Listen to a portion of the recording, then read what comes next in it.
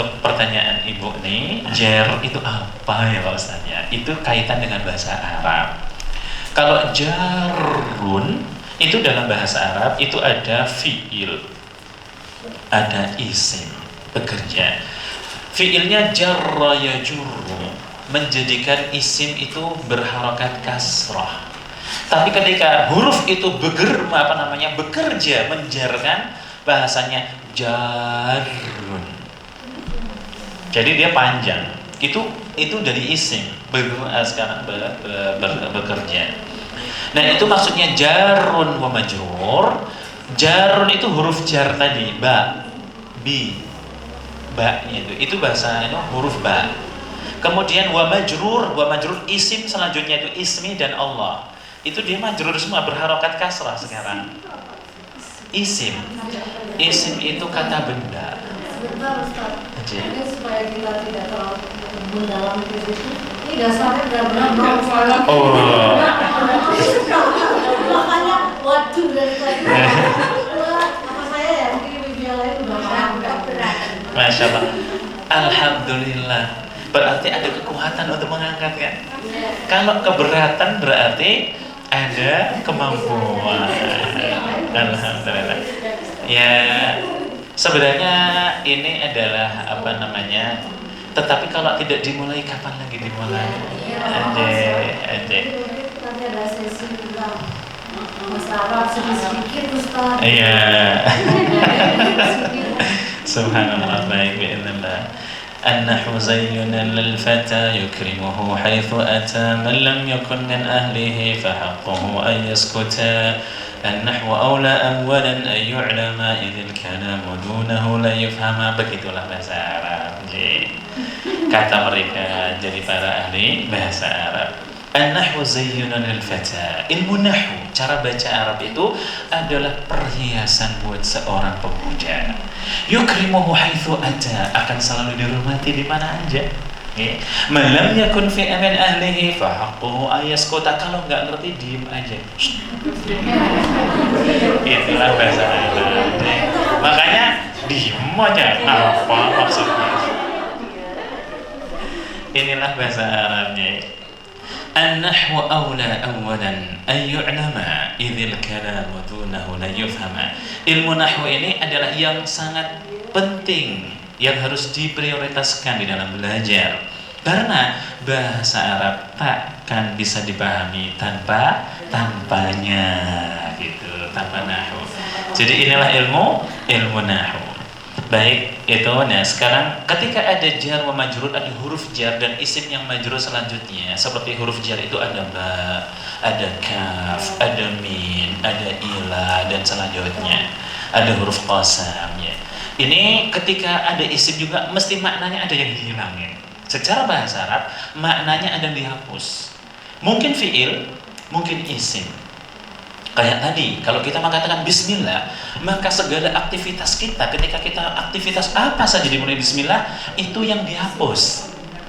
Kita mau makan, jadi kan repot banget kalau bahasa Arab itu. Bahasa Arab itu ringkas, padat, maknanya luas banget, sastranya dalam. Bahasa Arab, bahasa Indonesia miskin banget. Ya Allah, makanya miskin-miskin juga. Aduh, astagfirullahaladzim. Bahasa Arab terkaya di dunia. Tidak ada bahasa yang bisa menyelesaikan problem dunia kecuali bahasa Arab. Bahasa Indonesia ini penuh bahasa Arab. Hampir banyak banget. Bahasa dunia semua dari bahasa Arab. Semuanya bahasa Arab. Semuanya bahasa Arab. Luar biasa. Resapan bahasa Arab itu tingginya bukan main. Di dunia ini kan komunikasi, ibu-ibu sekalian. Kalau kita nggak bisa komunikasi, nggak bisa hidup sama sekali. Di dunia hidup itu ada pada nama. Makanya Adam alaihissalam, apa di dalam Al-Quran? Wa 'allama Adamal asma'a kullaha. Bani Adam kita ini, anak-anak Adam itu bisa hidup, bisa memakmurkan dunia dengan nama-nama. Saya bisa ceramah di ibu-ibu ini karena tahu bahasa Indonesia, bukan? Ibu-ibu bisa memahami karena tahu nama-nama ini. Dengan bahasa-bahasa ini, kata kerja, kata benda, dan yang lain. Itu karena nama-nama. ada masjid. Kalau orang katakan nggak ada bahasa contohnya, Mak, saya mau ke masjid, orang nggak akan ada yang paham. Ayo mengenal Allah, siapa Allah, nggak ada yang paham menyembah Allah. Nama-nama. Keistimewaan kita adalah belajar nama. Bisa aktivitas berinteraksi dan bisa berkomunikasi kepada siapapun itu dengan nama. Bahasa ini Al-Quranul Karim isinya nama-nama, semuanya bismillah. Makanya ini keistimewaan kita, Bani Adam bisa berkomunikasi, berinteraksi dan bisa menyembah Allah hanya dengan nama-nama. Makanya ibu-ibu yang kemuliaan, iman kepada Allah itu terikat besar sekali dengan asma dan sifat, nama-nama Allah dan sifat-sifat. Gimana jenengan mau tahu? Pak Ustadz, misal Mus'ab Umair, kalau Anda nggak kenal nama saya nggak akan ngerti. Mau tanya orang sedunia juga nggak akan ada yang ngerti, nggak akan bisa nyampe. Juga dengan Allah SWT, gimana kita akan tahu Allah SWT kalau kita nggak ngerti nama-namanya dan sifat-sifatnya, nggak akan ngerti. Allah Maha Rahim, Maha Penyayang, di akhirat memberikan segala karunia-Nya untuk orang beriman. Kita nggak akan ngerti bagaimana mengamalkan sifat Rahim. Kita nggak ngerti Allah mempunyai sifat Al-Hakim, Maha Bijaksana. Bagaimanakah kita bisa mengenal Allah? Allah Maha Bijaksana, maka kita juga harus bijaksana di dalam ucapan kita, di dalam memberikan keputusan, memberikan wewenang, kemudian dalam sikap kita dan semuanya. Gimana kita bijaksana? Bijaksana dalam menafkahkan harta yang ada di rumah, dari ibu maupun dari kita, dari suami ataupun dari kita sendiri. Mengaturnya harus bijaksana karena Allah Maha Hakim. Kita harus mengikuti nama Allah. Ketika menyembah Allah, menyembah nama-namanya ini isinya itu Allah sendiri. Jadi kita menyembah Allah harus bijaksana, harus hakim, harus adil, harus tegas. Kalau salah kita katakan salah, kalau benar kita katakan benar. Itu baru tahu Allah. Kalau nggak ngerti Allah, nama-namanya nggak akan ngerti Allah SWT. Inilah dia terkait dengan nama-nama. Baik, ini sudah kita tutup. Dipersilahkan untuk ibu-ibu yang hendak bertanya, silakan.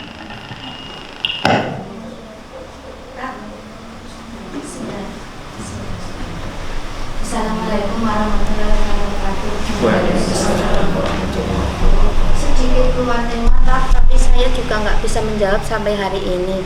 Anak saya yang umur 10 tahun itu tanya kepada saya, Bu, kenapa kalau tasahud itu kok sholawatnya kok yang disebut Nabi Ibrahim, tidak Nabi Adam? Saya nggak bisa menjawab, maaf Pak, kata sampai sekarang nggak bisa menjawab. Kok sholawatnya kok pakai Allahumma sholli ala Muhammad, pakai Nabi Ibrahim, nggak pakai Nabi Adam? Nah, saya mohon penjelasan. Ini keluar tema karena tadi saya juga bingung, Pak. Tidak masalah. Masih bingung. Pertanyaannya boleh dalam tema, boleh. Tidak. Kadang-kadang bingung ya. Di rumah capek. Datang dari ngajar tadi langsung ke sini ingin belanja gitu, jadi pusing kadang-kadang. Yang di dalam tema kadang-kadang lupa kadang-kadang. Tidak masalah ini. Baik. Soal yang pertama, soal yang kedua, gitu.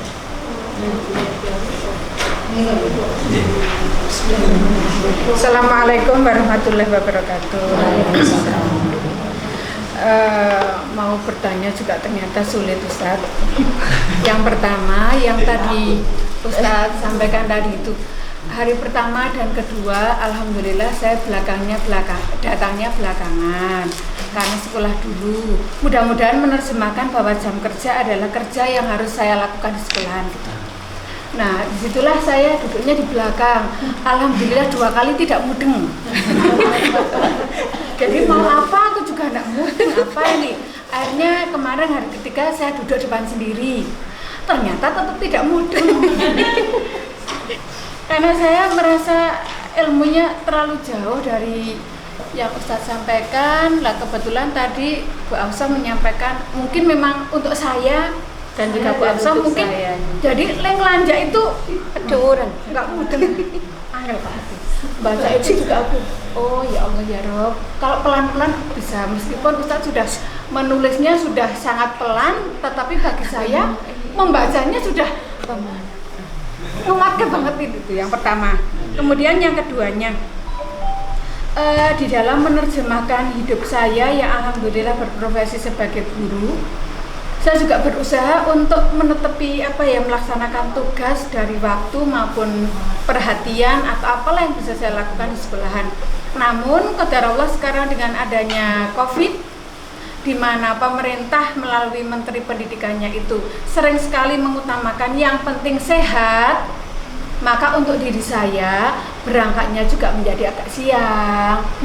Di sekolahan juga ketika ada teman yang berangkatnya siang, ya saya sing penting jenengan sehat gitu. Meskipun hati saya sebenarnya Bertolak. dongkol, Masya Allah orang bekerja kok seperti inilah. Mohon bantuan dari Ustadz. Yang pertama, bagaimana caranya agar saya bisa mengikuti pelajaran ini dengan lebih mudeng. Kemudian yang kedua, tadi ketika saya di sekolah saya merasa dongkol atau bagaimana, atau itu harus seperti itu, atau memang harusnya sudah Bu nikmati aja karena memang sekarang ada corona, kemudian harus berangkat siang, ya alhamdulillah aja berangkatnya siang. Tapi jangan menuntut untuk punya anak yang harus tertib, harus berkualitas tinggi, karena pembelajarannya juga yang penting sehat. Mudah-mudahan bersama dengan ibu-ibu semua di sini, karena ibu adalah kalimatnya adalah doa, kita selalu berucapan yang baik-baik, sehingga anak-anak kita meskipun pembelajaran dengan kami di sekolah sangat kekurangan, sangat terbengkalai, mudah-mudahan menjadi anak yang soleh dan soleh. Astagfirullahaladzim. Demikian Ustadz, mohon maaf lahir batin. Assalamualaikum warahmatullahi wabarakatuh. Waalaikumsalam.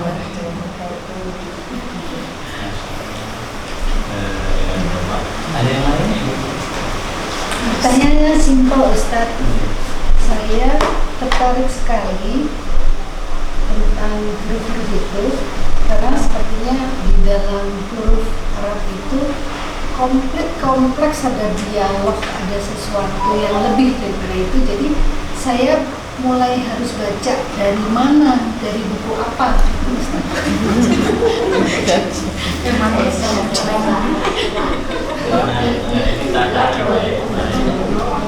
Masya Allah, tiga sudah banyak. Jadi kalau kelebihan mungkin saya lupa soalnya. Kita mulai dari tiga dulu. Bismillahirrahmanirrahim. Allahumma la sahla illa ma ja'altuhu sahla wa anta taj'alul hazna idza syi'ta sahla. Soal yang pertama adalah terkait dengan soal anak, ya. Masya Allah, kenapa kita suruh belajar gitu kan dengan di sana cerita Nabi Musa alaihissalam dan Khidir. Nabi Musa ditemani oleh Nabi Yusa, kemudian jalan belajar meniti ilmu Allah Subhanahu wa taala. Itu adalah teguran Allah Subhanahu wa taala agar tawadhu dan selalu meniti, tetap belajar, tidak ada hentinya. Nabi Musa alaihissalam ketika ditanya, man a'lamun nasi fil ard, siapakah orang yang paling berilmu di dunia? Beliau mengatakan saya. Dan itu benar. Rasul zamannya adalah Nabi Musa. Dan itu benar. Hanya tetapi Allah memberikan satu pelajaran, bahwa ucapan itu tidak terlalu pantas. Jadi kita harus tawadhu' di sisi Allah Subhanahu wa taala. Sehingga Nabi Musa alaihissalam dan ditemani oleh Yusa itu untuk belajar lagi, disuruh menemui hamba saleh. Di sana dinamakan dengan Khidir. Khidir diperselisihkan oleh ahli tafsir apakah nabi atau orang saleh. Tetapi dirajihkan atau dikuatkan oleh beberapa ulama, dia adalah seorang nabi.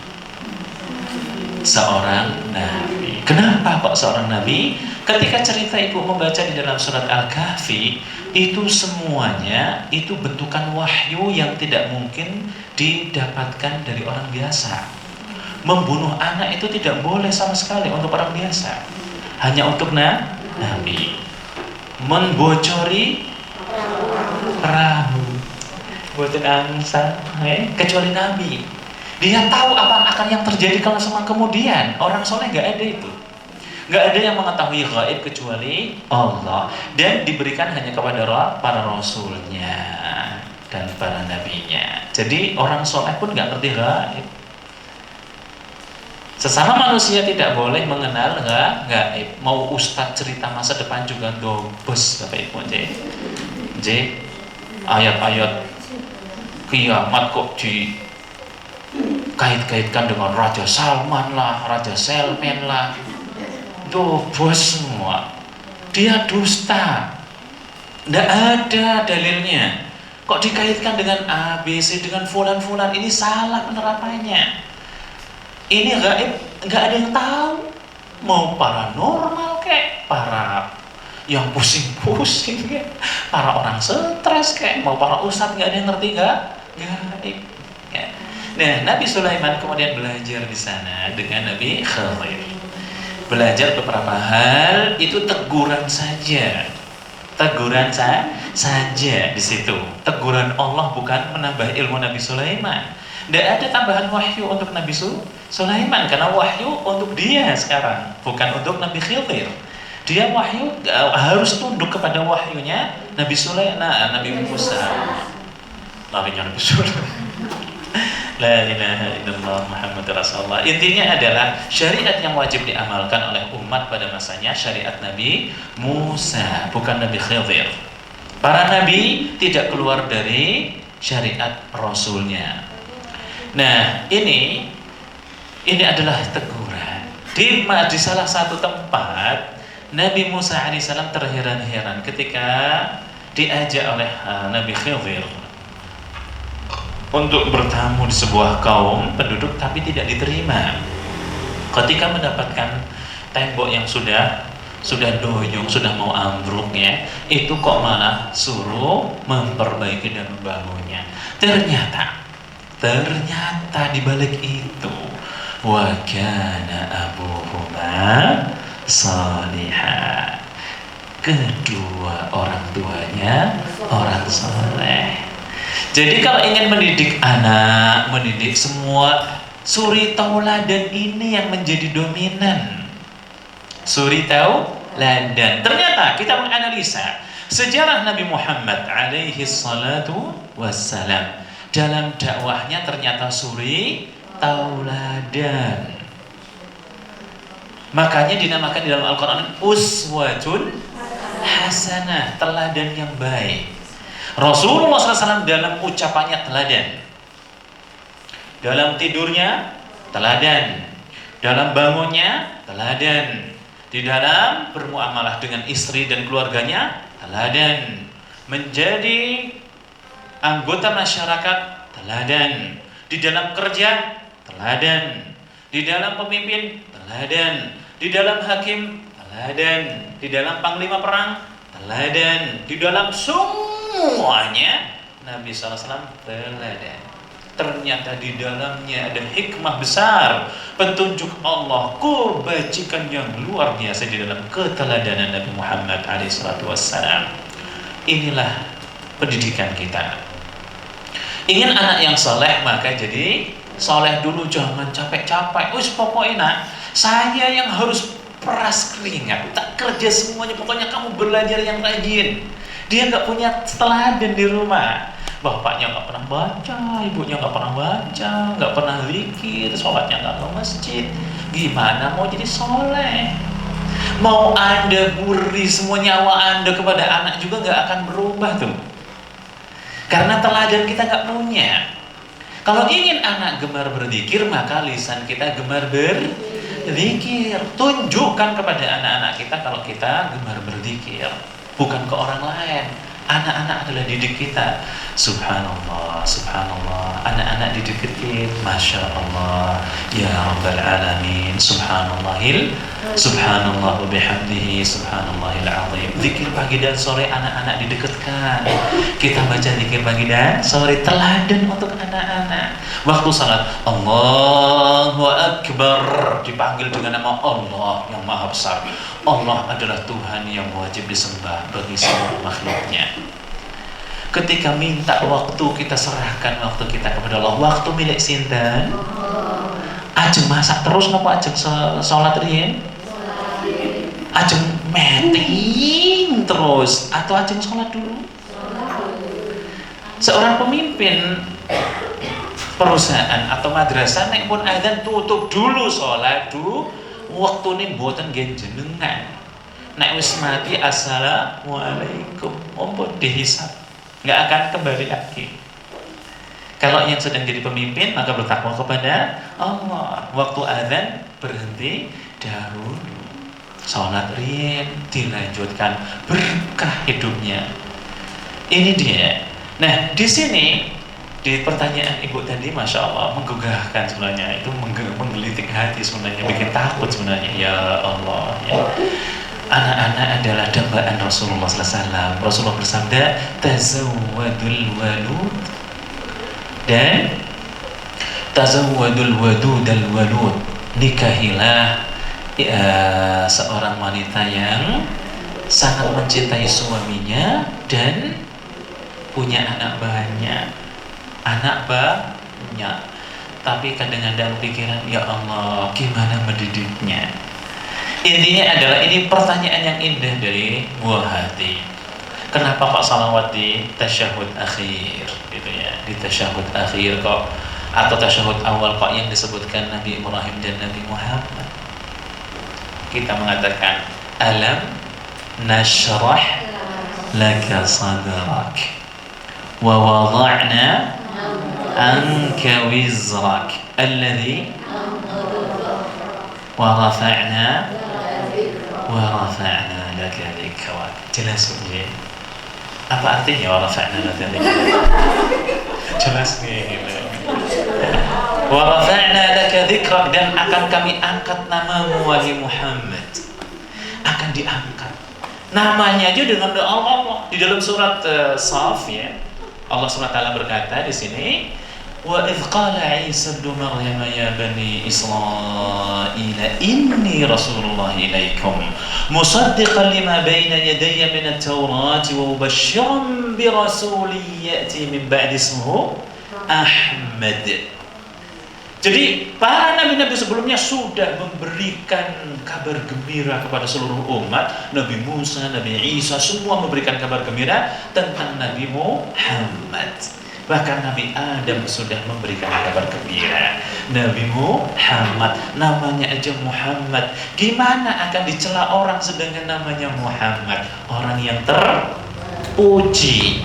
Muhammad dari hamd, artinya terpuji dalam dirinya sendiri dan terpuji akhlaknya, selalu dipuji-puji orang lain. Siapa dia? Nabi Muhammad.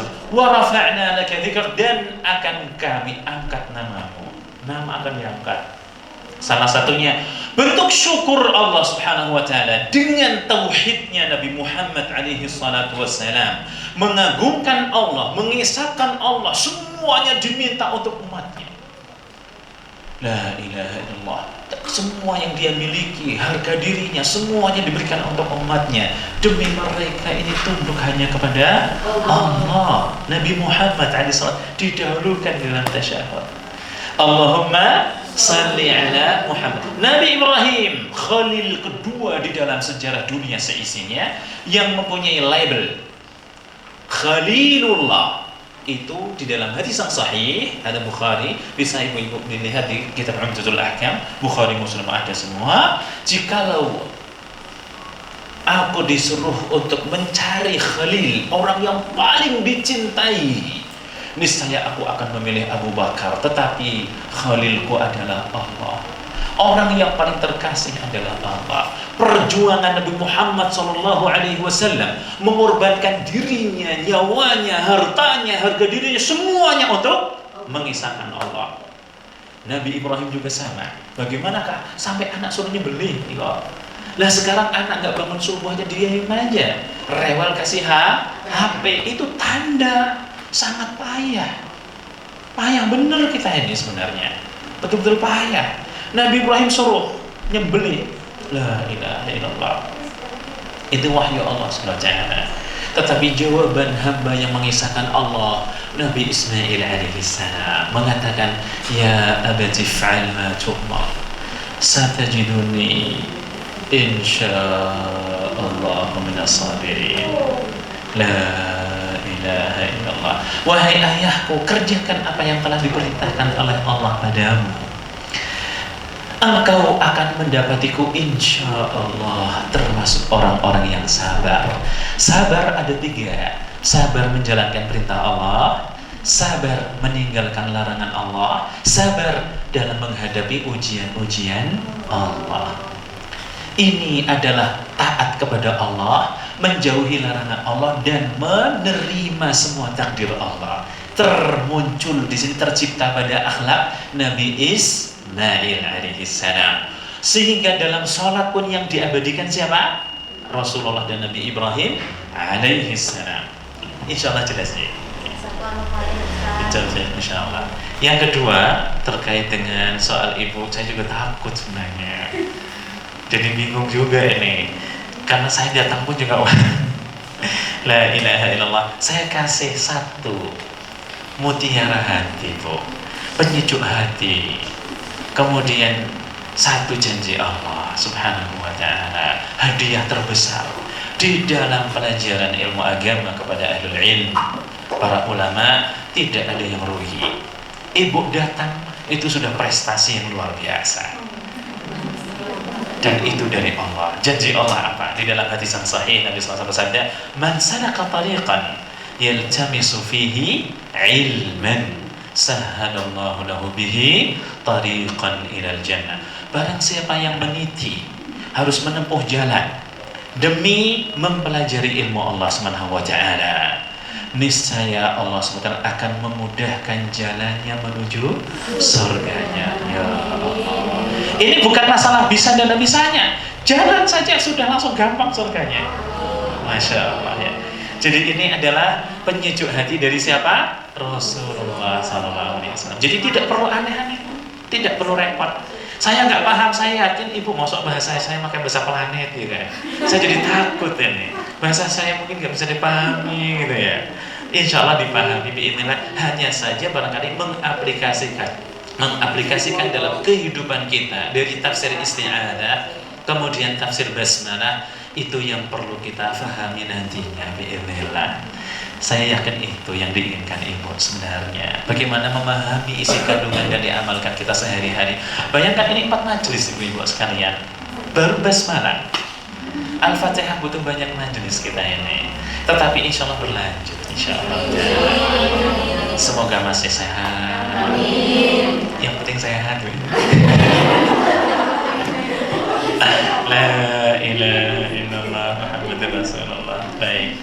Jadi ini adalah pelipurna kita dari Rasulullah SAW. Jadi pasti akan paham. Adapun meminta kita bisa mengamalkan isi kandungan dari Al-Quran dan Sunnah, itu taufik dari Allah. Kita diingatkan di dalam Al-Quran Al-Karim, Iyyaka na'budu wa iyyaka nasta'in. Artinya nopo? Silahkan munculkan 1 faedah ilmiah dari ayat ini terkait pertanyaan ibu ini. Coba dari ibu-ibu kembangkan cara berpikir, istinbat hukum dalam Al-Quran Al-Karim.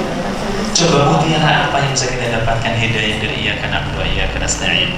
Hanya kepadamu lah ya Allah kami menyembah, dan hanya kepadamu lah kami mohon pertolongan. Tandanya, intinya adalah ibadah hanya untuk Allah karena perintah Allah. Dan itu tak akan tercipta kecuali kita mohon pertolongan kepada Allah. Jelas deh? Jelas. Sangat mudah. Dipahaminya sangat gampang sekali. Taufik hanya dari Allah. Mohon pertolongan agar istiqamah, bisa menjalankan perintah Allah SWT, memahami syariat Allah, hanya mohon kepada Allah. Jadi belum tentu kita mengaji mampu mengamalkan, kecuali kita memohon kepada Allah. Nanti dengan kita mempelajari Al-Fatihah biidznillah selesai, kita akan bisa merasakan dahsyatnya isi Al-Fatihah. Dan kita memohon, ketika kita membaca, kita akan bisa meresapi isi kandungannya biidznillah ta'ala. Nah, adapun untuk pembahasan kita ya seperti inilah nantinya. Insya Allah nggak tinggi-tinggi amat Bu ya. La ilaha illallah. Kita kepada tadabbur, kepada ayat gitu, kepada mungkin kita kenalkan kepada beberapa ayat saja. Padahal itu menurut saya sudah simpel banget nih. La ilaha illallah Muhammadur Rasulullah. Baik, insya Allah. Yang terakhir, karena ini sudah adzan, terkait dengan bahasa Arab. Memang bahasa Arab ini kunci satu-satunya untuk mendalami syariat Allah dan Rasulnya. Walaupun pakai terjemahan, tapi tidak akan cukup. Tapi alat apakah daya? Kalau tidak bisa, iya, yang bisa kita bisa. Fattaqullaha mastata'tum. Bertakwalah, maksudnya kerjakanlah perintah Allah dengan yang kita mampu. Ini artinya, jadi kalau memang sekarang belum mampu belajar bahasa Arab, ya sambil belajar mengaji, membeli beberapa buku ilmiah yang bagus, dibaca, bertanya, ini jalannya. Jangan diem aja, ada pengajian gak datang, kemudian ada waktu kosong disia-siakan, ada harta lebih tidak untuk membeli buku tafsir Al-Quran atau yang lainnya, itu kebangetan artinya. Tidak ada usaha di situ. Tentunya mungkin, ya, ada pun kalau ingin belajar bahasa Arab, jadi saya dulu bingung nih. Jadi kita pusing juga mau jawabnya nih. Gimana jawabnya ya?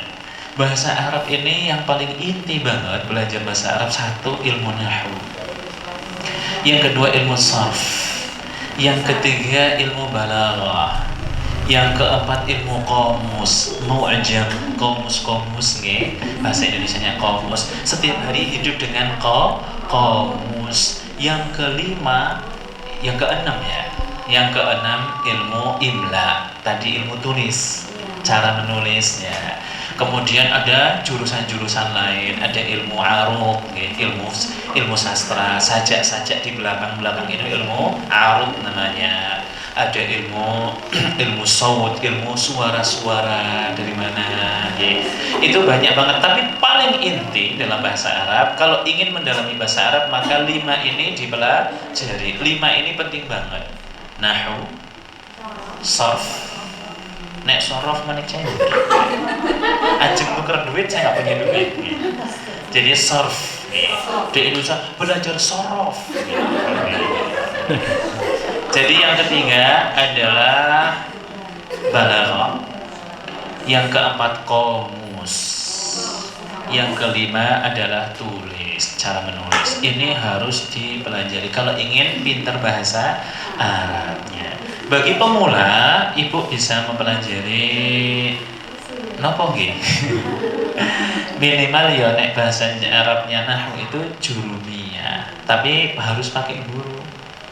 Karena ilmu ini ilmu alat, tidak bisa dipelajari sendiri, harus pakai guru. Sing penting nek wonten gurune, ikut gurune wae. Saya tidak bisa menentukan, karena kalau saya tentukan di sini, gurunya juga belum tentu bisa ngajar kan. Dia pasti ngajarnya pakai kurikulum lain atau bagaimana, saya tidak tahu. Intinya ini ilmu yang perlu dipelajari dalam bahasa Arab. Minimalnya ya belajar nahwu yang ringkas, itu yang ulama dulu itu memakai al-jurumiyah. Tapi kalau yang sekarang banyak karangan-karangan kontemporer yang ya ringkas, ada yang punya metode lain-lain, itu tergantung ini. Tapi kalau saya sarankan itu kursus kepada mahasiswa-mahasiswa S2, S3 yang alumninya adalah jurusannya sekarang namanya Ta'limul Lughatil Arabiyyah li ghairin natiqina biha. Cara belajar bahasa Arab bukan bagi orang Arab. Itu dia punya metode. Yang istimewanya metodenya bukan untuk orang Arab. Jadi ada sistematisnya.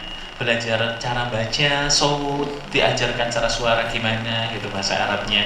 Kemudian huruf-huruf yang ringan-ringan, dan ini dia punya metode. Itu sudah mulai banyak mahasiswa kita yang alumni dari jurusan ini. Di Indonesia mungkin ada udah berapa sudah ini. Banyak membuat kursus-kursus di sana sini. Itu sistematis dan mudah biidznillah. Jurusannya pembelajaran bahasa Arab bukan untuk orang Arab. Itu terjemahannya ditulis orang ono.